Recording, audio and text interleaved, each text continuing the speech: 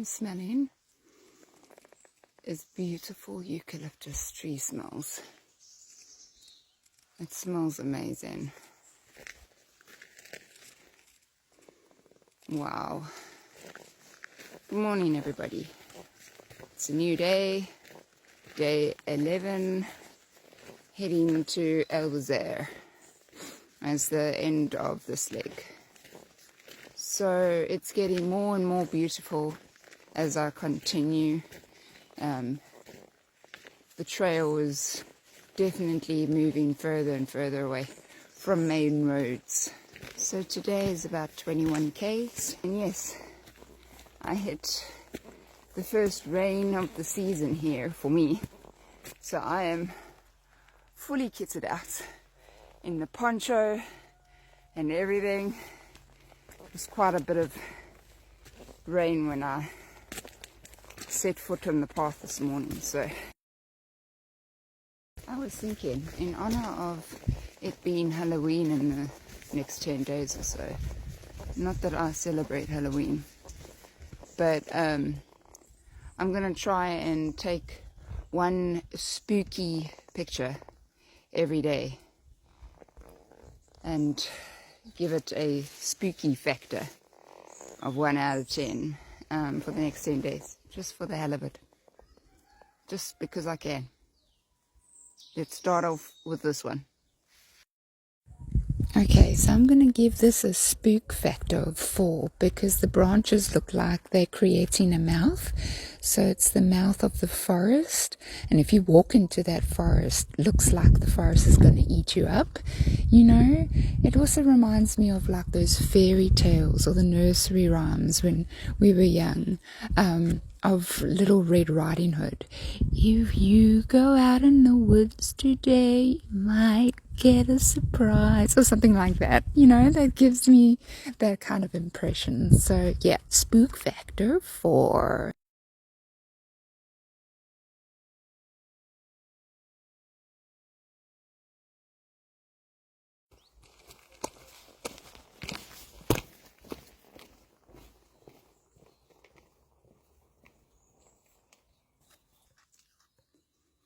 So I'm having a little bit of a break before I continue. But story time. So when I was in Calvinos, the previous town that I stayed at last night, and remember I went to the only cafe mercado that they had in that tiny little village. And so what I didn't tell you is I felt something was off, and I didn't know what it was when I walked into that little dark shop. And not to mention the lady herself. I mean, she made me samis, you know, she did everything right. She did nothing wrong. But she smelled like alcohol, and she like had this glossy eye look when she was standing next to me. And something just felt off. When I walked into the little shop, no one got up. There were 3 people there. I asked the gentleman, no one smiled, no one said anything. I asked the gentleman, I'm looking for the mercado. And so he pointed at the back of the shop, and he just expected me to walk through the shop. All dark, no lights were on. And finally, when I walked through the little passageway and found the light switch, I turned on the light switch, and there was a couple of shelves on odds and ends. Not a lot of things, but some fruit, some bags of pasta, some snacks, biscuits, you know, those kinds of things. So I chose a few items, put it on the table, and behind me I felt someone walk up to me, and she leant past me with her arm and grabbed onto the shelf in front of me, and she stood literally on top of me, which is why I could smell all the alcohol on her. And I turned around, and I mean, she wasn't mean, nasty. She did nothing wrong, like literally nothing wrong. She made samis. She was trying to explain the different soups. Like there's nothing wrong. She was just very serious, glossy-eyed, smelled like alcohol. Just something was off. Even when I walked out of the shop, no one really said anything. Everyone was just off. So when I went back to the albergue and I did a little work, I heard ambulance and whatnot, but didn't think anything of it.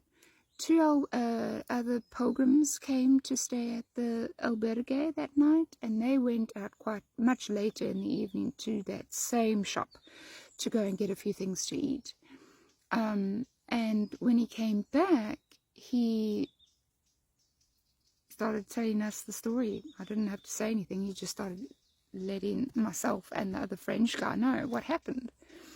And he's like, someone died in their sleep this morning and lives in the same little house where this Mercado / cafe is at the bottom.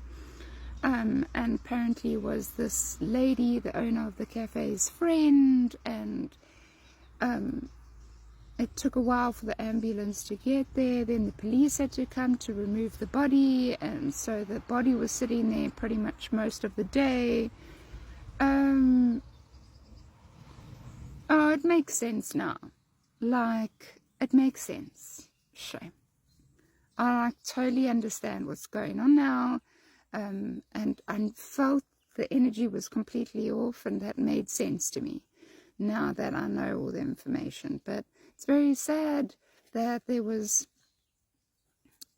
her dead friend lay in the bed upstairs the whole day waiting. It's a small village, everyone knows everyone.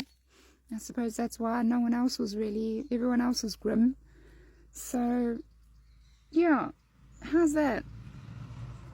I'm so sad. It took forever for the ambulance to get there, because obviously they're a small village far away from anything. They have nothing really. And we're off. How cool are the walls, man? These old walls. That's so cool.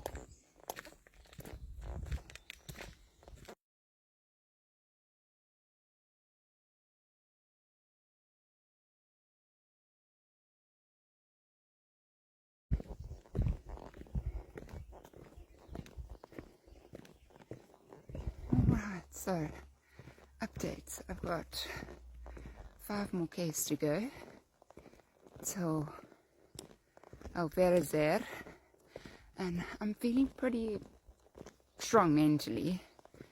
My body is feeling slightly tired, but not bad.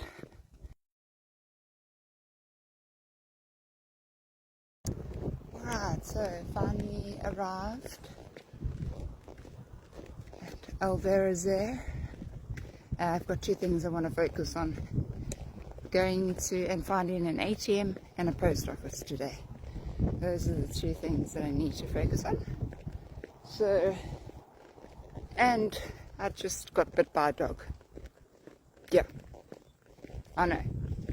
Thankfully it was a small dog, the gates were wide open. So both dogs came out, bigger dog and a smaller dog. Bigger dog ran at me, mock charged kind of thing. But then the little dog came around from behind and bit me in the calf. I have not checked to see what the damage is. The clothes itself doesn't look like it's torn in any way. So I'm going to find the albergue now, check in, and then I'll figure the rest out.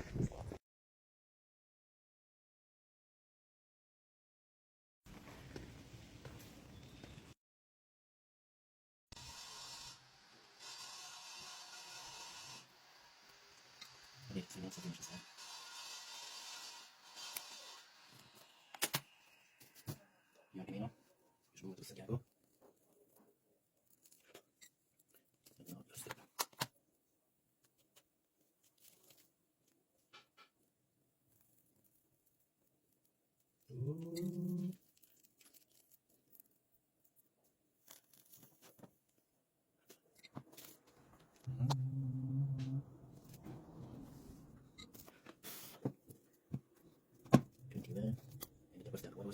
Mm.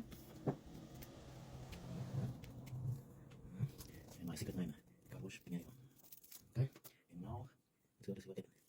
Look at that. Oh my gosh, that's amazing girl. Oh wow. They woke up with things only 5 years. Alright, so I found an ATM, draw some money, and now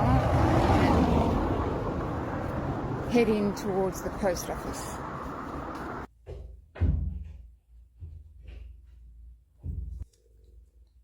Okay, sorry for the darkness, but and the bad lighting. I'm sitting in my room now. I've been to the post office, and I'm about roughly 2 kgs lighter. We'll see how that feels tomorrow. I am back in the Pilgrim Alburgue, and now I've done a little work and I'm going to just go to bed.